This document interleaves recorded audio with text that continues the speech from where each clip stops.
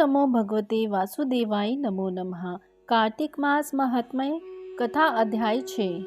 नारद जी बोले, जब 2 घड़ी रात बाकी रहे तब तुलसी की मृतिका, वस्त्र और कलश लेकर जलाशय पर जाएं। कार्तिक में जहाँ कहीं भी प्रत्येक जलाशय के जल में स्नान करना चाहिए। गर्म जल की अपेक्षा ठंडे जल में स्नान करने से 10 गुना पुण्य होता है।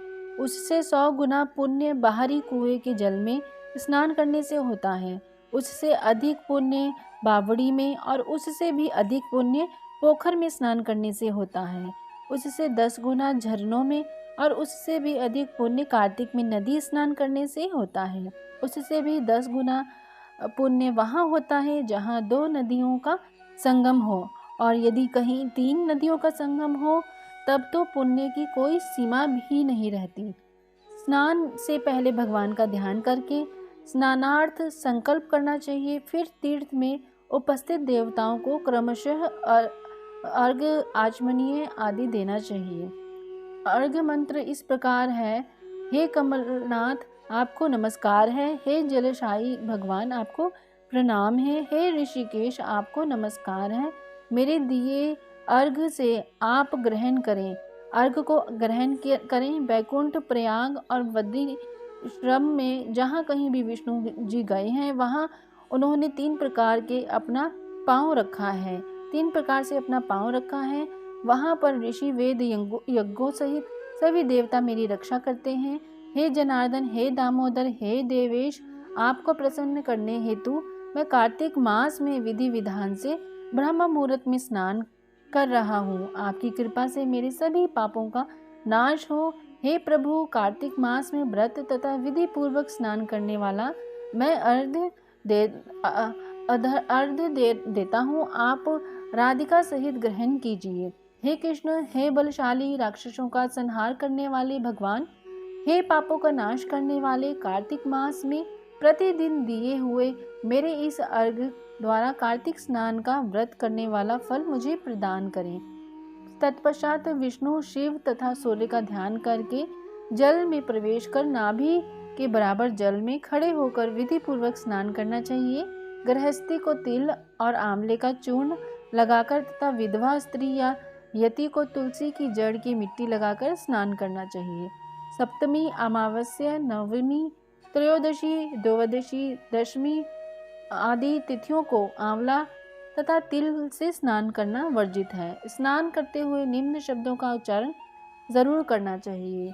जिस भक्ति भाव से भगवान ने देवता के कार्य के लिए 3 प्रकार का रूप धारण किया था, वही पापों का नाश करने वाले भगवान विष्णु अपनी कृपा आपके ऊपर जरूर बरसाते हैं, और भगवान विष्णु अपनी कृपा से मुझे पवित्र बनाइए। जो भगवान विष्णु की आज्ञा से कार्तिक व्रत करता है उसकी इंद्रादि सभी देवता रक्षा करते हैं, इसलिए वह मुझको पवित्र करें। बीजों, रहस्यों तथा यज्ञों सहित वेदों के मंत्र, कश्यप आदि ऋषि, इंद्रादि देवता मुझे पवित्र करें। अदिति आदि सभी नारियां, यज्ञ सिद्ध सर्प और समस्त औषधियों व तीनों लोकों के पहाड़ मुझे पवित्र करें। इस प्रकार कहकर स्नान करने के बाद मनुष्य के हाथ में पवित्री धारण करके देवता, ऋषि, मनुष्य तथा पितरों का विधि पूर्वक तर्पण करना चाहिए। तर्पण करते समय तर्पण में जितना तिल रहते हैं उतने वर्ष पर्यंत व्रती के पितृगण जो होते हैं वे स्वर्ग में वास करते हैं। उसके बाद व्रती को जल से निकालकर शुद्ध वस्त्र धारण करने चाहिए। तब सभी तीर्थों के सारे कार्यों से निवृत्त होकर पुनः भगवान विष्णु का पूजन करना चाहिए। सभी तीर्थों के सारे देवताओं का स्मरण करते हुए भक्ति पूर्वक सावधान होकर चंदन, फूल और फलों के साथ भगवान विष्णु को फिर से अर्घ्य देना चाहिए। अधर्य के मंत्र का अर्थ इस प्रकार है: मैंने पवित्र कार्तिक मास में स्नान किया है। हे विष्णु, राधा के साथ आप मेरे दिए अधर्य को ग्रहण कीजिए। तत्पश्चात चंदन, फूल और तांबूल आदि से वेद पाठी ब्राह्मणों का श्रद्धापूर्वक पूजन करें और बारंबार नमस्कार करें। ब्राह्मणों के दाएं पाए में तीर्थों का वास होता है, मुंह में वेद और समस्त अंगों में देवताओं का वास होता है। और अपने कल्याण की इच्छा रखने वाले मनुष्य को इनका ना तो अपमान करना चाहिए और ना ही इनका विरोध करना चाहिए।